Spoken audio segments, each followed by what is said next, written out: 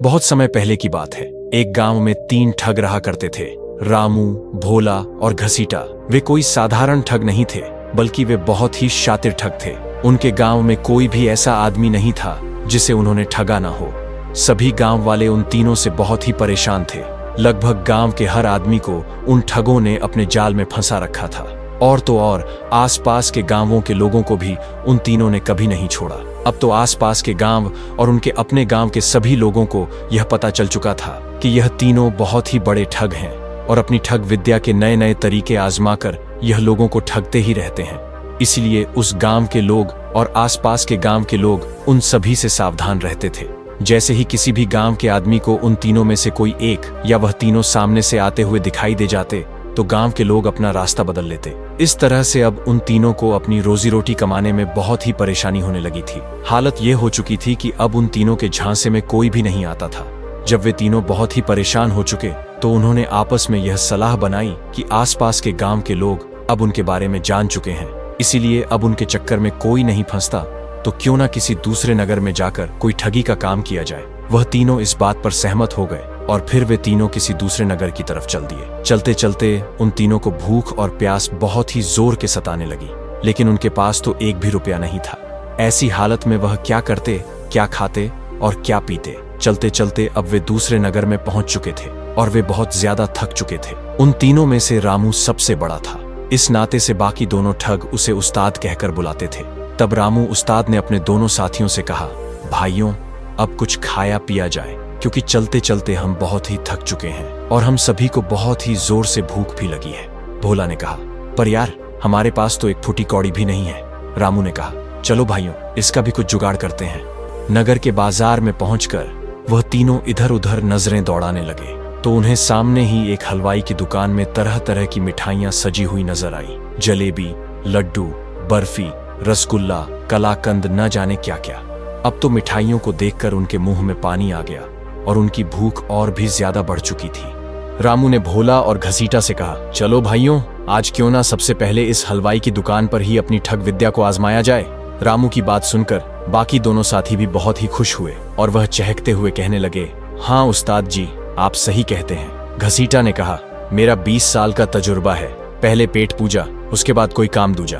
भोला कहने लगा, मैं तो 1 किलो लड्डू खाऊंगा। उसकी बात सुनकर घसीटा बोला, उस्ताद, मैं तो 1 किलो जलेबी खाऊंगा, गर्मा गर्म बन रही है, इन्हें देखकर ही मेरे मुंह में पानी आ गया है। अब रामू ने एक योजना बनाई और फिर अपने बाकी दोनों साथियों के कान में वह कुछ समझाने लगा। जब उन्होंने सारी योजना समझ ली तो फिर अपनी योजना के अनुसार भोला और घसीटा दुकान के अंदर चले गए और दुकान में जाकर वो बैठ गए। अपनी दुकान में ग्राहकों को आया हुआ देखकर हलवाई और उसकी पत्नी बड़े ही खुश हुए। दरअसल बात यह थी कि दुकानदार लाला राम बहुत ही कंजूस आदमी था। उसने कभी किसी को कुछ नहीं दिया था। उसकी कंजूसी की वजह से ही उसकी दुकान पर ग्राहक धीरे धीरे कम होते जा रहे थे और आज तो सुबह से एक भी ग्राहक उसकी दुकान पर नहीं आया था। सुबह से बैठे बैठे पति पत्नी दोनों सिर्फ मक्खियां ही मार रहे थे। जब उन्होंने देखा कि 2-2 ग्राहक उनकी दुकान पर आए हैं तो लाला राम बहुत ही खुश हुआ और अपनी पत्नी से कहने लगा, रामकली देखो तो, आज तो भगवान ने हम पर बहुत ही मेहरबानी कर दी, एक साथ 2-2 ग्राहक भेज दिए। रामकली बोली, अजी ऐसे खुश होते रहोगे या फिर जाकर पूछोगे भी कि उनको क्या चाहिए। लाला राम ने अपनी मिठाई की तरह अपनी जुबान पर चाशनी लगाते हुए बड़े प्यार से पूछा, भैया कौन सी मिठाई तोल दूं? यह सुनकर ठग भोला लाला राम के पास गया और पूछने लगा, सेठ जी जलेबी किस भाव दे रहे हो? लाला राम ने कहा, 10 रुपए की किलो। वह सस्ता जमाना था तो मिठाइयों के दाम भी कम ही हुआ करते थे। भोले ने कहा, ठीक है सेठ जी, 1 किलो जलेबी तोल दो, जलेबी गर्मा गर्म होनी चाहिए। लाला राम ने अपनी पत्नी को आवाज लगाई। रामकली गर्मा गर्म जलेबी लेकर आई और एक शेर जलेबी तोलकर भोला को पकड़ा दी। भोला ने धीरे से कहा, ओहो, जलेबी के हाथ में जलेबी। रामकली धीरे से मुस्कुराई और चली गई। भोला वहीं पर बैठकर जलेबियां खाने लगा। भोला को जलेबी खाता हुआ देखकर थोड़ी ही देर के बाद घसीटा भी उठकर लाला के पास जा पहुंचा और कहने लगा, सेठ जी देसी घी के लड्डू किस भाव दिए? लाला ने कहा, 10 रुपए के किलो। घसीटा बोला, ठीक है सेठ जी, 1 किलो देसी घी के लड्डू तोल दीजिए। लाला ने लड्डू तोलकर घसीटा को दिए। घसीटा भी वहीं पर बैठकर लड्डू खाने लगा। एक लड्डू खाते ही घसीटा बोला, वाह सेठ जी, लड्डू तो स्वादिष्ट है, मैंने अपने 20 साल के तजुर्बे में ऐसे स्वादिष्ट लड्डू कभी नहीं खाए। 2 ग्राहकों को मिठाइयां खाते हुए देखकर लाला अपनी पत्नी से कहने लगा, देखो रामकली, आज का दिन तो बहुत ही अच्छा शुरू हुआ है। कल तो हमारे पास मिठाई लेने के लिए कोई भी नहीं आ रहा था और आज 1-1 किलो मिठाइयाँ बिक गई हैं। रामकली कहने लगी, अरे अब क्या अपनी दुकान को खुद ही नजर लगाओगे? थोड़ी देर के बाद भोला जलेबी खत्म कर बोला, वाह सेठ जी, जलेबी तो एक ही नंबर स्वादिष्ट है। शायद आपकी पत्नी रामकली ने बनाया होगा। और फिर हाथ झाड़े मूंछों को ताव दिया और दुकान से बाहर जाने लगा कि तभी लाला राम ने उसे आवाज लगाई, अरे भैया जलेबी के पैसे तो देते जाओ। भोला कहने लगा, सेठ जी मैंने तो आते ही तुम्हें 10 रुपए पकड़ा दिए थे, जब आपने भाव बताया था उसी समय। सेठ कहने लगा, नहीं भाई, तुमने मुझे एक भी पैसा नहीं दिया, शायद आपसे भूल हो रही है, जल्दी से मेरे पैसे मुझे दे दो। अब तो दोनों में बहस होने लगी थी। भोला कहने लगा कि उसने 10 रुपए लाला सेठ को दे दिए, जबकि लाला सेठ का कहना था कि मुझे एक भी पैसा नहीं मिला। इसी बीच घसीटा ने जोर से आवाज लगाकर कहा, सेठ जी दोनों के झगड़े में मेरे पैसों को भूल मत जाना। मैंने तो आते ही आपको 50 रुपए दे दिए थे, 10 रुपए के लड्डू हो गए, अब बाकी के 40 रुपए बकाया है। लाला सेठ यह सुना तो उसके चेहरे का रंग उड़ गया। सोचने लगा, अब यह दूसरा भी मुझे ठगने के लिए आ गया। एक तो पहले ही इस आदमी ने मुझे पैसे नहीं दिए और अब दूसरा बोल रहा है कि उसने मुझे 50 रुपए दे दिए हैं। लाला सेठ ने अपने गल्ले में झांकते हुए देखा कि उसमें एक भी पैसा नहीं था। उसने भोला से कहा, भाई तुमने मुझे एक भी पैसा नहीं दिया, एक भी नोट मेरे गल्ले में नहीं है। उसकी बात सुनकर घसीटा भड़क उठा और बोला, सेठ जी तुमने इसके पैसे तो मार ही लिए, अब मेरे पैसे भी मारने की कोशिश कर रहे हो। मैं किसी भी कीमत पर अपने पैसे छोड़ने वाला नहीं हूँ। अपने बाकी के 40 रुपए मैं तुमसे लेकर ही जाऊंगा। अब तो भोला और घसीटा दोनों ही लाला राम हलवाई से लड़ रहे थे। बाहर खड़ा हुआ उनका साथी रामू उस्ताद काफी देर से यह सब कुछ देख रहा था। वह दुकान के अंदर गया और जाकर बैठ गया। सेठ लाला राम ने रामू को वहीं पर खड़े हुए देखा था और उसे पता था कि यह आदमी शुरू से ही सारा खेल देख रहा है। इसलिए लाला राम ने रामू से कहा, अरे भाई तुम तो मेरी दुकान के बाहर खड़े हुए बहुत देर से यह तमाशा देख रहे हो। तुमने इन दोनों को आते हुए भी देखा और इन्हें मिठाइयाँ खाते हुए भी देखा। तुम बताओ कि क्या इन्होंने मुझे कोई पैसे दिए? रामू बिना संकोच धैर्य से कहने बोला, इन्होंने पैसे कहाँ दिए? मैंने अपनी आंखों से देखा कि इन दोनों ने मिठाइयाँ लगवाई और खाने के लिए बैठ गए। लाला राम भोला और घसीटा से कहने लगा, देखो भाई यह आदमी झूठ तो नहीं बोल रहा, यह भी कहता है कि तुमने मुझे पैसे नहीं दिए। भोला और घसीटा अब पहले से भी ज्यादा भड़कने लगे और बोले, हमें इस आदमी से क्या मतलब है? हम तो बस इतना ही जानते हैं कि हमने तो पैसे दे दिए हैं। लड़ाई करते करते वे तीनों दुकान से बाहर आ गए और वहां पर लोगों की भीड़ इकट्ठी हो गई। तब किसी ने यह खबर नगर के कोतवाल को दे दी। कोतवाल ने अपने सिपाहियों को भेजा कि उन 3 झगड़ा करने वालों को कोतवाली में पकड़कर लाया जाए। कोतवाल के सैनिक आए और तीनों को पकड़कर कोतवाल के पास ले गए। अब वे दोनों तो कह रहे थे कि हमने पैसे दे दिए हैं। घसीटा के तो 40 रुपए अभी और भी बाकी थे, जबकि लाला सेठ का कहना था कि इन दोनों ने मुझे कोई भी पैसा नहीं दिया। मैंने अपने गल्ले में भी देख लिया, उसमें वही पैसे थे जो उसमें पहले से रखे हुए थे। ये दोनों झूठ बोल रहे हैं। सारी बातें सुनने के बाद कोतवाल कहने लगा, लाला राम क्या तुम्हारे पास कोई गवाह है जो इस बात को बता सके कि इन दोनों ने तुम्हें पैसे दिए हैं या नहीं? लाला सेठ को याद आया कि उस समय दुकान के बाहर एक आदमी खड़ा था जो थोड़ी देर के बाद उसकी दुकान के अंदर आकर बैठ गया था और उसने सब कुछ देखा था। उसने यह बात भी स्वीकारी थी कि इन दोनों में से किसी ने भी कोई पैसा नहीं दिया। यह ख्याल आते ही लाला का चेहरा चमक उठा। उसने कोतवाल से कहा, कोतवाल जी उस समय मेरी दुकान के सामने एक और ग्राहक खड़ा था जो थोड़ी देर के बाद मेरी दुकान के अंदर आ गया था। उसने सब कुछ देखा था और उसने इन दोनों के सामने यह बात भी कही थी। ये दोनों झूठ बोल रहे हैं। कोतवाल ने कहा, तो ठीक है लाला राम, आज शाम तक उस गवाह को कोतवाली में पेश करो। अब तो लाला राम उल्टे पांव दौड़ता हुआ अपनी दुकान में जा पहुंचा। देखा तो रामू अभी भी दुकान के आगे एक पेड़ के नीचे बैठा हुआ था। लाला सेठ उसके हाथ पैर जोड़ते हुए कहने लगा, भाई तुम मेरी गवाही दे दो तो मेरे पैसे मिल जाएंगे। तुमने तो शुरू से लेकर आखिर तक सारा माजरा देखा है। रामू कहने लगा, हाँ लाला जी मैंने सब कुछ देख लिया है। उन दोनों घटिया लोगों ने तुम्हें एक भी पैसा नहीं दिया था और भरपेट मिठाई भी खा ली थी, और तो और आपकी पत्नी रामकली पर भी उनकी नजर थी। लाला सेठ कहने लगा, तो चलो मेरे साथ कोतवाल के सामने। अब रामू ने एक चाल चली। वह कांपते हुए कहने लगा, लाला जी मैं चल तो देता, पर मुझे बड़ी जोर से ठंड लग रही है, लगता है मुझे बुखार चढ़ गया है। ये कहते कहते वो जोर जोर से कांपने लगा। लाला ने जब रामू को छू कर देखा तो सोचने लगा कि इसको बुखार तो है नहीं, पर हो सकता है कि बिना मौसम के बुखार चढ़ गया हो जो शरीर के अंदर ही तप रहा हो। उसने अपनी पत्नी रामकली को आवाज लगाते हुए कहा, अरे रामकली जरा मेरी पशमीना की चादर तो ले आओ जो मैंने कल ही कश्मीर से मंगवाई है। बड़ी अच्छी और गर्म चादर है, वह इस भाई को उड़ा दो, इसके शरीर में गर्मी आ जाएगी। और हाँ, इसके लिए गर्मा गर्म चाय भी बना दो। चाय के अंदर पानी मत डालना, दूध में ही पत्ती डाल देना। रामकली यह सुनकर बड़ी हैरान हुई, क्योंकि वह अपने कंजूस पति की आदत को अच्छी तरह से जानती थी। जब भी घर में कोई मेहमान आता तो पहले तो लाला राम बोल देता कि रामकली चाय बना दो, और जब रामकली चाय बनाने के लिए बैठ जाती तो पीछे से गर्दन हिलाकर ना का इशारा कर देता। रामकली गुमराह हो गई कि चाय बनाऊं या ना बनाऊं। तब उसके पति लाला राम ने एक बार फिर से आवाज लगाई, रामकली देर ना करो, जल्दी से चाय बना दो, हमें कोतवाली भी जाना है। अब तो रामकली ने चाय बनाई और चाय का कप भर के रामू के सामने रख दिया। रामू ने चाय का एक घूंट पिया और फिर बोला, लाला जी मैं खाली चाय तो पीता नहीं, चाय के साथ मुझे कुछ और भी चाहिए। लाला राम हलवाई ने देसी घी के 4 लड्डू और 4-5 जलेबियां उठाकर रामू को पकड़ा दी और कहने लगा, भैया इनके साथ जल्दी जल्दी चाय पी लो और मेरे साथ कोतवाली चलो। रामू धीरे धीरे चाय की चुस्कियां लेता रहा और साथ ही साथ लड्डू और जलेबी के मजे भी ले रहा था, जबकि सेठ लाला राम का दिल जल रहा था कि यह जल्दी से जलेबी खाए और मेरे साथ कोतवाली चले। थोड़ी देर के बाद रामू ने लड्डू और जलेबी खत्म कर दिए, मूंछों पर ताव दिया, फिर उसने सेठ जी के चादर को ओढ़कर कहने लगा, लाला जी अब मुझे ठीक लग रहा है, लगता है मेरा बुखार धीरे धीरे कम हो रहा है, चलो मैं तुम्हारे साथ चलने को तैयार हूँ।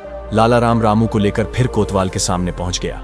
लाला राम ने कहा, हुजूर यह वही आदमी है जिसने यह सारा माजरा देखा था। कोतवाल ने रामू से पूछा, क्यों भाई तुमने इनको मुफ्त में मिठाइयां खाते हुए देखा है? तो रामू एकदम से अपने तेवर बदलते हुए कहा, नहीं कोतवाल जी, मैंने तो इन दोनों को पैसे देते हुए देखा है। एक ने तो आते ही 10 का नोट दिया था और दूसरे ने 50 का नोट दिया था, और लाला जी ने कहा था कि बाकी के 40 बाद में ले लेना। ये सुनते ही लाला सेठ के चेहरे का रंग उड़ गया। उसने रामू से कहा, अरे भाई तुम ये क्या बोल रहे हो, तुमने तो मेरी तरफ से गवाही देनी थी। रामू ने कहा, जब तुमने मुझे मारने पीटने की धमकी दी तो मैं और क्या कहता। और फिर वह कोतवाल से कहने लगा, देखो हुजूर इसने मुझे बहुत ही डराया धमकाया, इसलिए मैं गवाही देने को तैयार हो गया था, पर आपके सामने मुझे किसी का कोई डर नहीं है। यह सुनते ही सेठ लाला राम के पैरों के नीचे से जैसे जमीन ही खिसकने लगी। वह समझ गया कि यह तीनों मिले हुए हैं और तीनों ठग हैं। उसने रामू से हाथ जोड़ते हुए कहा, भैया क्यों झूठ बोलते हो, मैंने तुम्हें चाय लड्डू और जलेबी भी खिलाई है, उनके वास्ते तो कम से कम तुम सच बोल दो। रामू तपाक से कहने लगा, हुजूर इसने अपने मुंह से कबूल कर लिया कि इसने मुझे जलेबी लड्डू और चाय पिलाई है। हाँ इसने मुझे चाय पिलाई, लड्डू खिलाए, क्योंकि इसने जब मुझे डराया धमकाया तो मैं डर के मारे कांपने लगा था, और तब मुझे सहज करने के लिए इसने चाय और लड्डू और जलेबी मुझे खिलाई। यह सुनकर तो कोतवाल को बड़ा ही गुस्सा आया और वह लाला सेठ के ऊपर चिल्लाते हुए कहने लगा, लाला राम ये तुम क्या बोले जा रहे हो, इन भले लोगों पर इल्जाम लगा रहे हो कि इन्होंने पैसे नहीं दिए, और दूसरा तुमने इस भले इंसान को डराया धमकाया। इतना सुनकर रामू बोला, हुजूर इस लाला का कोई भरोसा नहीं है, ये तो ये भी कह सकता है कि मैंने जो चादर ओढ़ रखी है वह इसी ने मुझे दी है। लाला चिल्लाकर कहने लगा, हाँ हाँ हुजूर ये चादर मेरी है और मैंने इसे तब दी थी जब इसे ठंड लग रही थी। रामू अब कोतवाल की तरफ देखते हुए तपाक से बोला, देखा हुजूर जो मैंने कहा था वह सच हो गया, यह तो एक नंबर का ठग है, मिठाई देकर लोगों से दोगुनी कीमत वसूल करता है। अब तो कोतवाल का गुस्सा 7वें आसमान पर पहुंच गया। वह लाला सेठ को फटकारते हुए कहने लगा, लाला चुपचाप इन्हें 40 रुपए वापस दे दो, नहीं तो तुम्हें अभी के अभी उठाकर कैद खाने में डाल दूंगा। लाला भी अब यह अच्छी तरह से समझ चुका था कि वह ठगों के जाल में फंस चुका है, और उसने 40 रुपए निकाले और घसीटा को दे दिए, और फिर बिना किसी अपराध के वो माफी मांगकर मुंह लटकाकर अपनी दुकान की तरफ चल दिया। तीनों ठग भी खुश होकर कोतवाली से बाहर आ गए और लाला सेठ को पीछे से धीरे से कहने लगे, क्यों लाला राम कैसी रही हमारी चालाकी, मिठाई भी खा ली और पैसे भी नहीं दिए, और तुमसे तुम्हारी कीमती चादर भी ले ली। लेकिन ठगों को यह मालूम नहीं है कि जब वे लोग लाला को चिढ़ा रहे हैं उसी समय कोतवाल का एक सैनिक उनके पीछे से यह सब कुछ सुन रहा है। इसके बाद तीनों ठग और लाला अपने अपने रास्ते चले गए। सैनिक ने यह बात कोतवाल को बता दिया। अब कोतवाल को इस बात का एहसास हो गया कि उसने एक गलत फैसला किया है और यह तीनों शातिर ठग हैं, लेकिन उसके पास कोई सबूत नहीं था, इसीलिए उसने ठगों से कुछ नहीं कहा और उन्हें जाने दिया। इसके बाद तो तीनों ठगों के हौसले और भी बढ़ चुके थे। वह सोचने लगे कि इस शहर के लोगों को बड़ी ही आसानी से ठगा जा सकता है। वे तीनों रात बिताने के लिए एक पुराने खंडहर में पहुंच गए।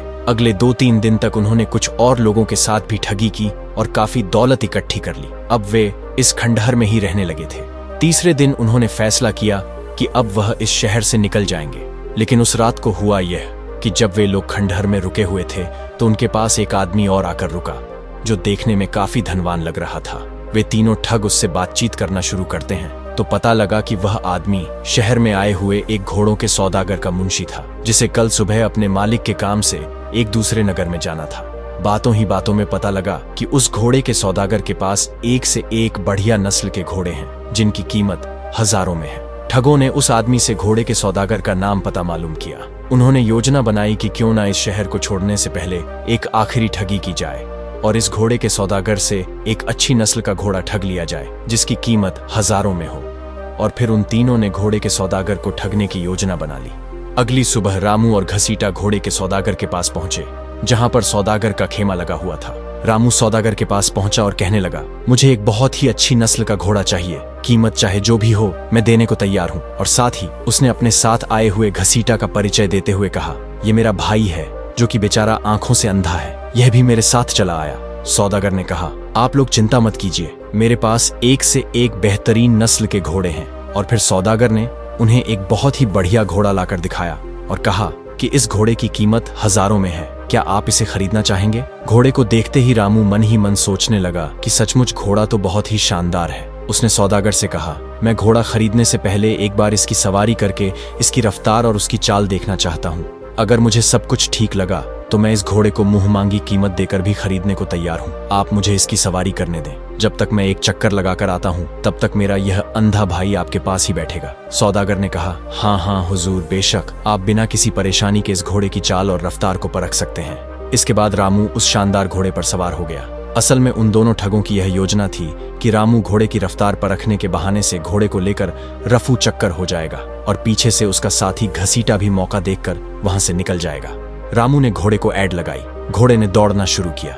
रामू मन ही मन में बहुत खुश हो रहा था कि चलो मेरा काम बन गया, घोड़ा अब मेरे कब्जे में आ गया। घोड़ा को दौड़ाता हुआ रामू जैसे ही कुछ दूर कर गया कि तभी अचानक घोड़े ने उछलना शुरू कर दिया और वह बुरी तरह से उछलने लगा। वो तो रामू के काबू से बाहर हो गया था। उसने रामू को जमीन पर पटक दिया।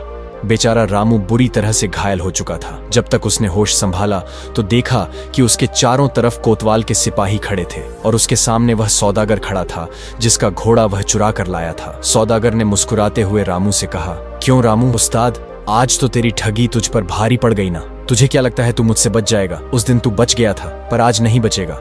रामू को कुछ समझ नहीं आ रहा था कि सौदागर किस दिन बचने की बात कर रहा है। सौदागर ने कहा, मैं कोई घोड़ों का सौदागर नहीं बल्कि मैं नगर का कोतवाल हूँ और यह सारा नाटक मैंने ही रचाया था। उस दिन जब तुम लाला राम हलवाई को ठग कर खुशी खुशी वापस लौट रहे थे तब मुझे तुम तीनों पर शक हो गया था, लेकिन मेरे पास तुम्हारे खिलाफ कोई सबूत नहीं था और मैं तुम्हें हाथों पकड़ना चाहता था। इसलिए मैंने अपने कुछ जासूस तुम्हारे पीछे लगा दिए जो कि तुम्हारी हर गतिविधि पर नजर रख रहे थे। वह आदमी जो तुम्हें सराय में मिला था और जिसने तुम्हें मेरे घोड़ों के बारे में बताया था वह भी मेरा ही आदमी था। और जिस घोड़े को चुराकर तुम भाग रहे थे ये कोई मामूली घोड़ा नहीं है बल्कि यह मेरा घोड़ा है और इसको मैंने इस तरह से प्रशिक्षित किया है कि यह मेरी पीठ पर मेरे अलावा किसी और को बैठने ही नहीं देता और जो ऐसा करता है उसका वही अंजाम होता है जो तुम्हारा हुआ। और तुम्हारा वह दूसरा साथी जो कि अंधे होने का नाटक कर रहा था उसे भी मेरे सिपाहियों ने गिरफ्तार कर लिया है। अब जल्दी से अपने तीसरे साथी के बारे में बताओ, वरना मेरे सिपाही तुम्हें कोड़े मार मार कर तुम्हारी चमड़ी उधेड़ देंगे। मरता क्या ना करता। बेचारा रामू अब अपने ही जाल में फंस चुका था। कोड़े पड़ने के डर से उसने तुरंत अपने तीसरे साथी के बारे में बता दिया जो कि वहीं से कुछ दूरी पर उन दोनों का इंतजार कर रहा था। कोतवाल के सिपाहियों ने तीसरे ठग को भी गिरफ्तार कर लिया। इस तरह से वह तीनों ठग जो आज तक कई लोगों को ठग चुके थे अब कोतवाल के हाथ लग चुके थे और उन्हें कई सालों तक कारागार में रहने की सजा सुना दी गई। उन तीनों ठगों के पकड़े जाने पर लोगों ने अब राहत की सांस ली और उन तीनों से आजाद हुए माल को उन सभी लोगों को वापस लौटा दिया गया जिनसे उन ठगों ने ठगी की थी।